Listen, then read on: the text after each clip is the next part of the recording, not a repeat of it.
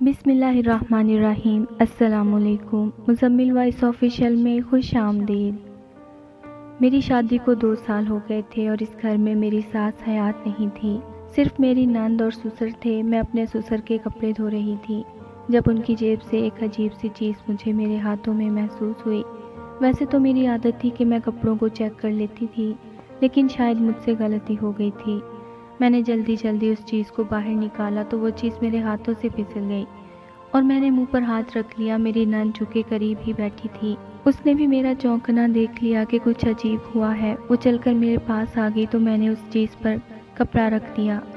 وہ پوچھنے لگی کہ کیا ہوا ہے، آپ نے ابھی کیا دیکھا ہے، کیا ملا ہے آپ کو؟ میں نے کہا کہ تمہارے ابا جی کی جیب سے کوئی بڑی ہی عجیب چیز نکلی ہے۔ حد ہوتی ہے، ویسے یہ کس کی حرکتیں کرتے پھرتے ہیں، وہ بھی اس عمر میں۔ وہ کہنے لگے کہ ایسا بھی کیا ہو گیا، بتائیں تو صحیح۔ میں نے اس چیز پر سے کپڑا ہٹایا جسے دیکھ کر میری نند بھی منہ پر ہاتھ رکھے ایک طرف کو سرک گئی۔ میں نے کہا کہ اب بتاؤ، یہ ان کی عمر ہے ایسے کام کرنے کی؟ تو میری نند کہنے لگی، میں آپ کو بتاتی ہوں کہ اس کے پیچھے کیا راز ہے۔ پھر نند نے مجھے ایسی بات بتائی کہ میں نے اپنے کانوں کو ہاتھ لگا لیا۔ میرا نام مریم ہے اور زبیر نامی لڑکے سے 3 سال سے نکاح ہو چکا تھا اور ابھی تک وہ لوگ رخصتی نہیں لے رہے تھے۔ ان کے مختلف بہانے تھے کہ ہم گھر بنا رہے ہیں، تو کبھی کہتے کہ ہمارے پاس پیسے نہیں ہیں کہ تیاری کر سکیں۔ مجھے یاد ہے کہ جب ہمارا نکاح ہوا تو میری ساس بھی حیات تھی، لیکن اب تو میری ساس بھی اس دنیا سے جا چکی تھی۔ نکاح پر میری نند بھی موجود نہیں تھی، وہ اپنی پڑھائی کے لیے شہر گئی ہوئی تھی۔ اب تو اس کی پڑھائی بھی مکمل ہو چکی تھی، وہ بھی واپس آ گئی تھی اور گھر پر ہی ہوتی تھی۔ اسے کوئی نوکری نہیں ملی، وہ گھر پر ہی رہتی تھی۔ ان کو بھی ضرورت تھی گھر پر کسی عورت کی۔ میری نند سے سارا کچھ نہیں ہوتا تھا، اسے 2 وقت کھانا بنانا بھی ٹھیک سے نہیں آتا تھا، لیکن پھر بھی جانے کیوں مجھے گھر میں لانے سے کترا رہے تھے۔ میں اپنے شوہر کے نکاح میں تھی، اس لیے کبھی کبھار اس سے فون پر بات کر لیا کرتی تھی۔ اس کا کہنا تھا کہ میں تو جب سے مرا جا رہا ہوں، تمہاری دوری مجھ سے برداشت نہیں ہوتی ہے۔ میں نے اسے کہا کہ میرے والد صاحب کہتے ہیں کہ کچھ بھی نہ کریں، بس 2 لوگ لے آئیں اور آ کر بیٹی کو لے جائیں۔ ہم بڑی بیٹی کو رخصت کریں گے تو پھر چھوٹی کی شادی کرنی ہے۔ 3 سال ہو گئے ہیں نکاح کو، ابھی تک تو ہماری اولادیں بھی ہو جانی تھی۔ یہ اچھی بات نہیں ہے، اپنے گھر والوں کو سمجھاؤ۔ کب تک بیٹھی رہوں گی؟ تم مجھ سے نکاح کر چکے ہو اور مجھے میرے گھر میں ہی بٹھا کر بوڑھا کر دو گے کیا؟ جب زبیر نے یہ بات سنی کہ میرے گھر والے کہتے ہیں کہ سادگی سے آئیں اور آ کر لے جائیں، تو اس نے کہا کہ یہ تو تمہارے گھر والوں نے بڑی اچھی بات کر دی ہے، ابا سے کہتا ہوں۔ بہرحال ہمیں یہ سب کہنا تو نہیں تھا، ہماری بھی اس میں عزت خراب ہو رہی تھی۔ پھر سب یہی کہتے کہ اگر سب سادگی سے ہی کرنا تھا تو 3 سال انتظار کیوں کیا؟ جب نکاح ہوا تھا تو کہا گیا تھا کہ 3 مہینے بعد رخصتی ہو جائے گی، اور اب 3 سال ہو گئے ہیں۔ میری دوسری بہن کا رشتہ آ رہا تھا اور ان لوگوں کو بھی بہت جلدی تھی، ابھی بھی لوگ باتیں کر رہے تھے، کبھی نکاح کے بعد 3 سال تک کوئی انتظار کرتا ہے بھلا؟ بس میرے سسر اور میرا شوہر دور کے رشتہ دار آئے تھے اور میری نند بھی تھی۔ رخصتی کی رسم ہونے لگی۔ میری نند بڑی عجیب قسم کی لڑکی تھی، نہ اسے کسی چیز کا شوق تھا نہ کچھ۔ اس کے بھائی کی شادی تھی، پھر بھی اسے ایسے روکھے طریقے سے کپڑے پہن کر چلی آئی تھی، نہ چہرے پر کچھ لگایا، نہ میرے پاس بیٹھی، بات بھی نہیں کر رہی تھی۔ اللہ معاف کرے، ایسا نہیں کہنا چاہیے تھا، لیکن اسے دیکھ کر ایسا لگتا تھا کہ جیسے وہ کنواری لڑکی نہیں بلکہ کوئی بیوہ ہے جو ہر وقت اپنی بیوگی کا شوق مناتی رہتی ہے۔ خیر، اللہ اللہ کر کے میری رخصتی ہو گئی اور میں اس گھر میں آ گئی۔ اس گھر میں بھی کچھ بہت ہی عجیب حرکتیں ہوتی تھیں۔ میرے سسر کیا کام کرتے تھے اس بارے میں ہمیں کوئی پتہ نہیں تھا، وہ کبھی کوئی کام کرتے کبھی کوئی۔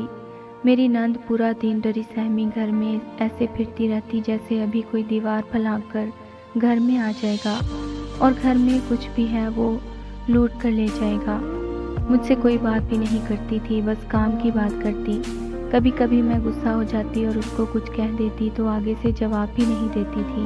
گھر میں جیسے ہی سسر قدم رکھتے میری نند کے چہرے کا رنگ فک ہو جاتا، عجیب سی حالت میں آ جاتی تھی جیسے ڈر رہی ہو میرے سسر سے۔ جانے کیوں اتنا ڈرتی تھی، ان کے آتے ہی کمرے میں چلی جاتی تھی، جو وہ کہتے بس اس پہ ہاں میں سر ہلاتی رہتی۔ یہ کس قسم کی نند تھی؟ میرے گھر میں میری ساس نہیں، اس کو تو میری ساس کا کردار ادا کرنا چاہیے تھا۔ लेकिन ये तो अपनी ही दुनिया में मसरूफ़ रहती थी। मेरे शौहर का काम भी ऐसा था कि कभी कभी रात को भी घर से गायब रहता था। अजीब बोर किस्म के लोग थे, जैसे पता नहीं किस अजाब में मुब्तला थे। उनको किसी बात की खुशी नहीं होती थी और ना ही गर्मी का एहसास होता था। उनके घर कोई नहीं आता था। मेरी शादी को 2 साल पूरे होने वाले थे। अल्लाह ने अभी तक औलाद नहीं दी थी। डॉक्टर से भी चेक करवाया था। डॉक्टर्स ने कहा कोई मसला नहीं है, बस कुदरती देर हो रही है। हमें इस बात से कोई मसला नहीं था, क्योंकि अगर मेरे में कोई प्रॉब्लम नहीं थी तो फिर मुझे इलाज करवाने की क्या ज़रूरत थी। इसी तरह दिन गुजर रहे थे। शौहर अच्छा था, रात को देर से आता था, लेकिन फिर भी 2 घड़ी बैठ के प्यार भरी बातें कर लेता तो मेरे दिन भर की थकन उतर जाती थी। कभी कभी उससे कहती थी कि तुम्हारे घर वाले बहुत अजीब हैं, तो कहता था कि बस यही हैं, अम्मी के जाने के बाद ऐसे हो गए हैं। मेरी नंद के मोहल्ले में कोई सहेली नहीं थी और हमारे घर में कोई रिश्तेदार भी नहीं आता था। मैंने सोचा कि इस बेचारी का क्या कसूर है, ऐसे ही पड़ी रहती है, पढ़ाई भी इसने कर ली है, अब इसकी शादी करवा देनी चाहिए। जैसे ही नंद की शादी का नाम लेते तो मेरे ससुर जी शोर डाल देते।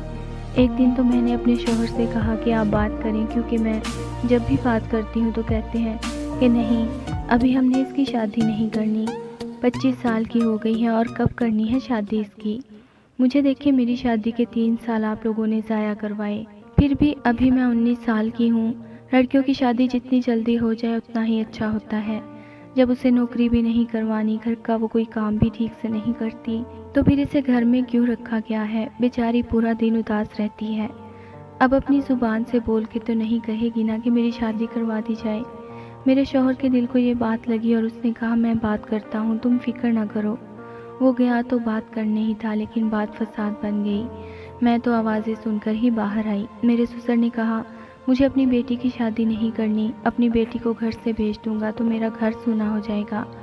मेरे शौहर ने कहा कि सारे अपनी बेटियों की शादी करते हैं, जितनी भी लाडली बेटियां हैं सब एक दिन रुखसत हो जाती हैं। मेरे ससुर ने कहा कि नहीं है हमारे पास इतने पैसे के जहेज़ बना सकें। मेरे शौहर ने कहा कि आज भी ऐसे रिश्ते मिलते हैं जिनको जहेज़ की ज़रूरत नहीं होती है, शक्ल सूरत की अच्छी है। हमारी बहन दुबली पतली है, अपनी उम्र से कम लगती है, हो सकता है किसी अच्छी जगह इसका रिश्ता हो जाए। मेरी बीवी भी तो बगैर जहेज़ के आई है, उन लोगों में जहेज़ बनाने की हिम्मत नहीं थी। आपने भी उनके लिए कुछ नहीं बनाया, फिर भी आ गई है और उस घर में आराम से रह रही है। इसको क्या मसला है। मेरे ससुर ने बात बदल दी, कहने लगा कि अब तुम मुझे जताओ नहीं कि हमने तुम्हारी बीवी के लिए कुछ किया ही नहीं, चुपचाप यहाँ से चले जाओ। 2 साल होने को हैं, इस घर में औलाद नहीं आई तुम दोनों की। अपनी बेटी को भी भेज दूँ ताकि घर सूना हो जाए। ससुर ने तो हमें ही ताना दे दिया, जबकि वो जानते थे कि हम दोनों में से किसी में भी कमी नहीं थी। पर ये एक बार की बात नहीं थी। जैसे ही मैं अपनी नंद की शादी की बात करती, ससुर ऐसे तड़पने लगते थे जैसे किसी मछली को सहरा में फेंक दिया हो।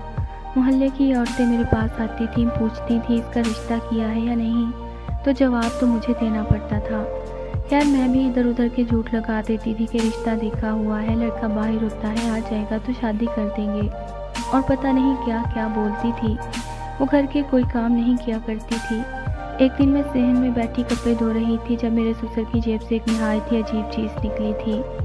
उस चीज़ के बारे में अच्छी तरह जानती थी और मेरे ससुर के साथ उस चीज़ का कोई काम हो ही नहीं सकता था कि मेरी सास भी हयात नहीं थी। मेरी नंद ने भी वो चीज़ देख ली। जब उससे पूछा कि ये क्या चक्कर है तो कहने लगी मुझे कुछ नहीं पता। मुझे गुस्सा आ गया और उस चीज़ को मैं अपने कमरे में ले आई और अपने शौहर को दिखाया। मेरे शौहर ने वो चीज़ मेरे हाथ में देखी तो कहने लगा ये क्या तुमने हाथ में पकड़ रखा है, शर्म नहीं आई, फेंको इसको। मैंने कहा कि शर्म तो आपके अब्बू जी को नहीं आती, क्योंकि ये आपके अब्बा जी की जेब से बरामद हुआ है और आप मुझे ही बात कर रहे हैं। मेरा शौहर हैरान रह गया और कहने लगा तुम सच बोल रही हो, मजाक तो नहीं कर रही। मैंने कहा कि मैं ऐसी गंदी चीज़ों के साथ गंदे गंदे मजाक क्यों करने लगी भला। आपके वालिद साहब का ज़रूर कोई चक्कर चल रहा है, तभी तो पूरा दिन घर से गायब रहते हैं और अपने अलावा किसी की परवाह नहीं होती। बेटी की शादी तक की परवाह नहीं। बेटी घर में बैठी बूढ़ी हो जाए कोई मसला नहीं, उनको अपनी मस्ती में लगे हुए हैं। अब हमारे घर में तो ऐसी चीज़ों का कोई इस्तेमाल नहीं है, ना ही हमारे कोई बच्चे हैं, तो फिर ये उनकी जेब में क्या कर रहा है। मेरा शौहर सर पकड़कर बैठ गया और मेरे सामने शर्मिंदा भी होने लगा। कहने लगा क्या करूं, अम्मी भी तो इस दुनिया से चली गई हैं, وہ بھی وقت سے پہلے ہو سکتا ہے کہ ان کا شادی کرنے کا دل کرتا ہو۔ تو میں نے کہا کہ جوان بیٹی گھر میں بیٹھی اور باپ کو شادی کی پڑی ہے، چلو ٹھیک ہے، کرنی ہے تو کریں شادی، لیکن پہلے اپنی بیٹی کی شادی کروا دیں، پھر اس کے بعد ہم بھی یہ کہنے کے قابل ہوں گے کہ بچوں کی شادی ہو گئی تھی، ابا جی کو تنہائی ستاتی تھی، تو کوئی عمر رسیدہ بوڑھی عورت یا بیوہ عورت ڈھونڈ کے ابا جی کی شادی کروا دیں گے۔ ہمیں اس میں کیا مسئلہ ہوگا کہ ان کی اپنی زندگی ہے، ابھی ان کی عمر بھی ہے، لیکن پہلے ان کو کہیں کہ اپنی بیٹی کی شادی کروائیں۔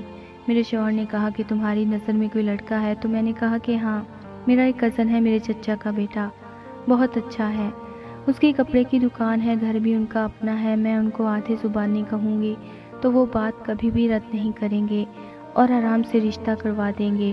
میرے شوہر نے کہا کہ کل ہم دونوں ان کے گھر چلتے ہیں، ذرا میں لڑکے کو دیکھ بھال لوں اور پھر میں ابا جی سے بات کروں گا کہ اگر انہوں نے ہاں کر دی پھر ان لوگوں نے تو ویسے بھی انکار نہیں کرنا اور شادی کروا دیں گے۔ میں نے کہا کہ ٹھیک ہے، بہت اچھا سوچا ہے آپ نے۔ اگلے دن میں نے اور میرے شوہر نے میرے کزن کے گھر جانا تھا۔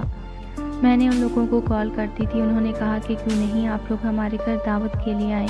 میں نے سوچا کہ کیوں نہ اپنی نند کو بھی ساتھ لے جائیں، ان کی نظر میں لڑکی آ جائے گی، پھر جب ان سے بات کریں گے ان کو پتہ ہوگا کہ اس لڑکی کی بات کی ہے تو پھر زیادہ وقت ضائع نہیں ہوگا۔ میرے شوہر نے کہا کہ تم تو بڑی سمجھدار ہو۔ میں نے کہا کہ میں ہوں ہی سمجھدار، میں نے مسکراتے ہوئے کہا، دل ہی دل میں خوش بھی ہو رہی تھی کہ اس کی شادی ہو جائے گی، اچھی بات ہے، مجھے اس سے کوئی مسئلہ نہیں تھا، لیکن یہ بات بھی تو میرے حق میں ٹھیک ہے، پھر سارا میرا گھر ہو جانا تھا۔ میرے شوہر نے کہا کہ تم لوگ تیار رہنا اور میں رکشہ لے کر آ جاؤں گا، پھر ہم تینوں چلے جائیں گے۔ میں نے اپنی نند سے کہا کہ تیار ہو جا، تو وہ کہنے لگی نہیں جانا، نہ ہی ابا جانے دیں گے۔ میں نے کہا کیوں نہیں جانے دیں گے؟ کیا کسی غیر کے ساتھ جا رہی ہو؟ اپنے بھائی اور بھابھی کے ساتھ جا رہی ہو؟ چلو تیار ہو جاؤ۔ وہ بہت ضد کر رہی تھی کہ جس کی حد نہیں تھی، تیار ہی نہیں ہو رہی تھی کہ جیسے تیار ہو جائے گی تو سسر آ کر اس کے ہاتھ توڑ دیں گے۔ پھر مشکل سے تیار کروایا، دونوں تیار ہو کر باہر نکلی ہی تھی۔ چونکہ میرا شوہر رکشہ لینے گیا تھا، ادھر میرا شوہر گھر میں رکشہ لے کر آیا اور ادھر میرا سسر بھی آ گیا۔ ہم دونوں کو دیکھ کر پوچھنے لگے کہ کہاں کی تیاری ہے، کہاں جا رہے ہو تم لوگ؟ میں نے بتایا کہ دعوت پہ چاچو کے گھر وہاں جا رہے ہیں، تو لبنہ کو بھی ساتھ لے کر جا رہے ہیں۔ سسر نے کہا کہ یہ بالکل بھی نہیں جائے گی۔ میرے شوہر نے کہا کیوں نہیں جائے گی؟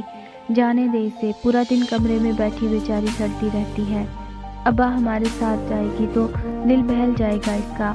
ابا جی نے کہا کہ بالکل بھی نہیں جائے گی۔ میرے سسر نے نند کا ہاتھ پکڑا اور اسے گھسیٹ کر اپنی سمت کر لیا اور کہا کہ جاؤ اپنے کمرے میں چلی جاؤ۔ وہ بھی آگے سے کچھ نہیں بولی کہ مجھے جانا ہے، لیکن چپ چاپ اپنے کمرے میں چلی گئی۔ میں نے اس کی طرف دیکھا اور اس نے بھی عجیب سی شکل بنائی۔ میرے شوہر نے کہا کہ تم تو آ جاؤ، راستے میں ہم باتیں کرتے رہیں گے۔ راستے میں ہم باتیں کرتے رہے کہ اگر ساتھ بھیجا اس کو تو کیا ہو جانا تھا۔